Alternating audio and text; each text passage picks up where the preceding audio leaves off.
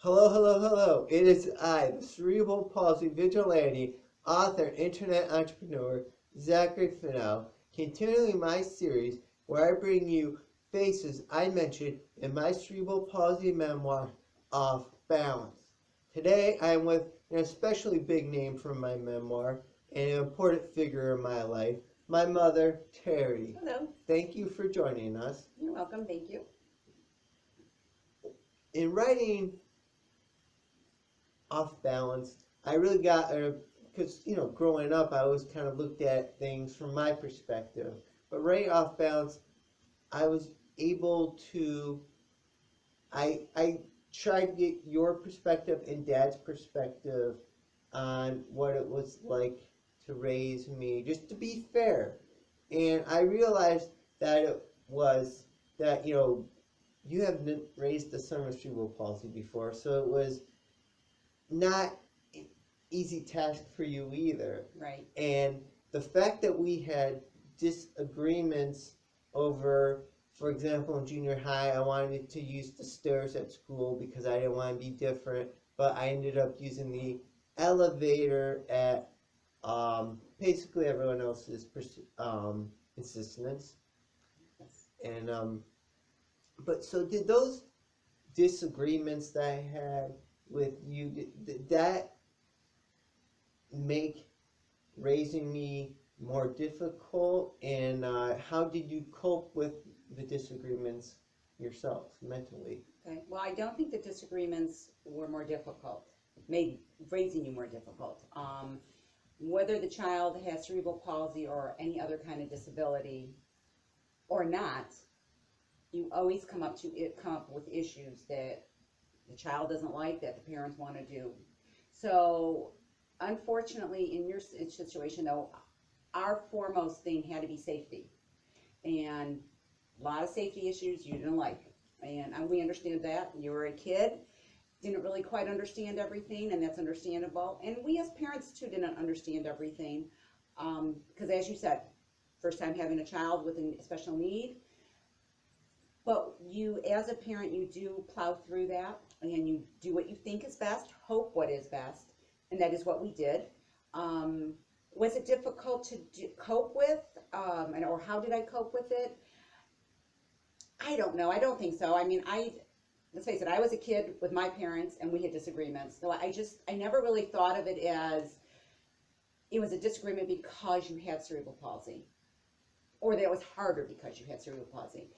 But Dad and I always were able to connect with each other. So if one of us had an issue and we needed to unload or just had a sounding board, whatever, we were fortunate we had each other. So we were able to do that. But no, I mean, different situations, yes, unique to your disability, of course, but truth be told, you're just raising another child. Very interesting. So you're basically getting that perspective. That's something I've been kind of through the video content, whatever content I put out there, whether it's my blog, is just the idea that we're all individuals. So there's all that we all have our own unique needs. And like when I interviewed my older brother Bill, it was the same thing. It was just like it wasn't really an issue. It's just Zach is Zach, and not so much of there being a label there. Right, we tried to make it always just our family. Yes, there were some things you couldn't do, and we can go back to T-ball and Little League, and we know that's an issue, and that's I wasn't okay. going to bring those That's up. all right. I moved on. And and your brothers were able to do it, and we just didn't feel, not that you couldn't do it, but just based upon all the politics in it, that it was not the thing to do for a child. But yes, every child, once again, whether special needs or not, you have different abilities, disabilities of able to do things or not able to do, likes and dislikes. You just find that out with your child, regardless of what issues they may have, and you kind of go with it. Just see what makes them tick and let them tick. All right.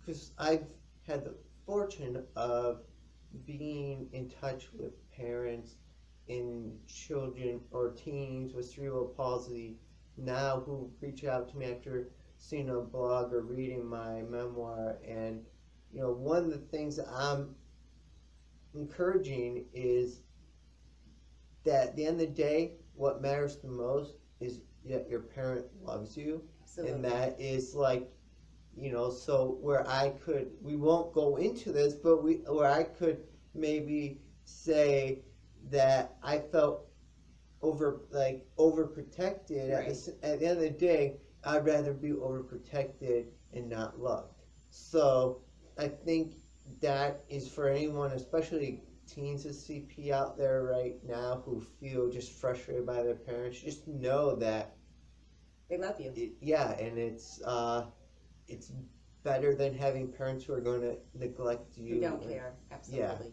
Yeah. And there's plenty of those. There's individuals I know with CP who were put up for adoption when they were born, and but that's going off in a whole nother tangent, and that's not where with my mother speaking. And we're kind of going there with parents and parents and their kids with CP. What advice would you give to a parent who just received the CP diagnosis for their child? Tough question, mainly because there are so many degrees of cerebral palsy. You were fortunate, if you want to call it fortunate. Your cognitive ability was there. You had no issues with that whatsoever. Large and small motor skills were an issue. Not as bad as they could have been, but still bad enough that it affected you. I just think you have to remember that you're a parent, that's your child. Hopefully you love them for who they are, not what they are. If you need outside resources, make sure you get them. Hopefully you have a spouse that you can lean on. Like I said, my husband and myself, we definitely were very close and had each other, or are very close and have each other. You're not alone. And to the kids, I think too, don't forget, mom and dad, they're doing what they think is best. They haven't been down the road before, so you got to bear with them. But I agree with what you said earlier, at least in our situation, of course, we love you. We only wanted the best for you. And yes, I'm sure sometimes I felt that those apron strings were being tied real tight around you and not trying to let you go. But it wasn't that. We just, once again, we're doing what we thought was best. And I think all parents, once again, whether it's a disabled child or not, all parents not having gone down that road, and every child is different. So even though you may have raised another child before, this child is unique in their own way and your own way of raising them. Really quickly, out of something you said there, I think would be beneficial for other people out there. As you mentioned, getting the necessary resources. Where do you begin? Like, where did you begin to find whatever resources you needed for me? Well, I was fortunate. We were fortunate. Through the school system, because of your older brother needing speech therapy prior to kindergarten, she saw you and mentioned about preschool intervention, technically.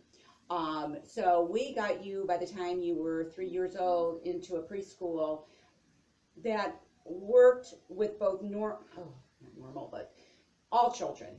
And a part of that preschool, though, they not only gave you speech therapy, they gave you occupational therapy and physical therapy. And we were fortunate with the physical therapy that just a very nice therapist was able to give us tons and tons of information, but your doctor is a place to go. Nowadays, internet. Not that everything you read is what you believe, but it just gives you another road to look at, or another view to look at. But certainly I think family, you'd be surprised how many people may know of someone who is in the same shoes that you are in, or knows of someone. That's always somewhere to look at. Definitely a physician, your doctor, let them give you outreach. Tons of social programs, though, through the state, Cuyahoga County, well, whatever county you live in, But like I say, with the internet out there right now, it's very easy. We didn't have that opportunity, but it is very easy to reach all those places, whether it's just to read up on cerebral palsy or whether it is to try to find a therapist or to find a social government agency that will be able to help you. And I like the fact that you mentioned the internet, because, and this would be a more informal resource for parents out there, or even teens out there, or I guess anyone watching this who wants to know more about CP. I co-host a Twitter chat Wednesday nights on Twitter chat on Twitter. Hashtag CP Chat Now. We have a website, cpchatnow.com, and it really is a great platform for you to get other people's opinions, the experiences. It's mostly individuals who have grown up with cerebral palsy, and we have varying age ranges from current teenagers to everywhere in the 20s to even 30s and beyond. So I just like that. If you have questions or you just want to get that sense of community, I would recommend checking that out. Getting back to us though, is Off Balance is my cerebral palsy memoir about growing up with cerebral palsy. If you were to write a memoir about basically raising me, a son with cerebral palsy, what would you call it and why? Oh, I don't know. I am not a writer. I'm a reader, avid reader, love to read. I don't know, maybe just waking up to another day. And just, why? Just because every day's an adventure, as every day should be. Not just because you had cerebral palsy, but just every day's an adventure.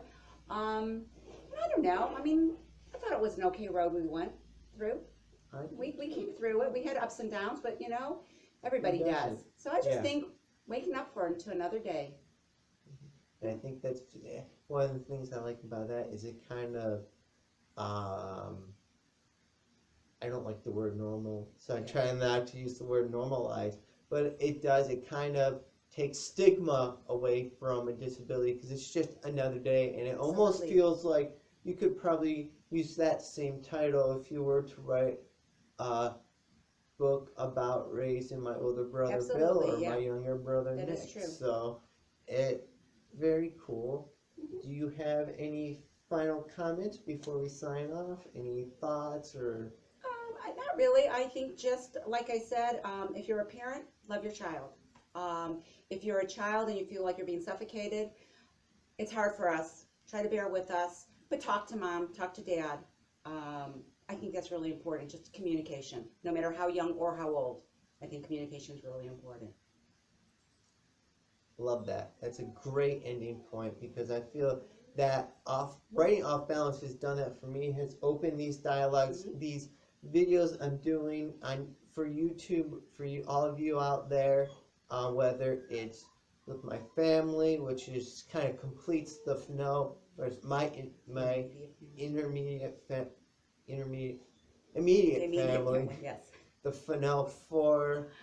You're going to be able to check out those other videos. I'm going to link to them at the end screen here. But yeah, I hope that this video will help you if you feel like this conversation is needed to have it with your mother, father, brother, sister, whoever it may be. Communication is key. I know people rarely have malice intent. Your loved ones are probably never going to have malice intent towards you in their actions. So it's great just to be able to communicate and understand their perspective, give your perspective, and hopefully find immediate ground. And that phone is ringing, which means we are out of time. Thank you for watching, and take care. Bye.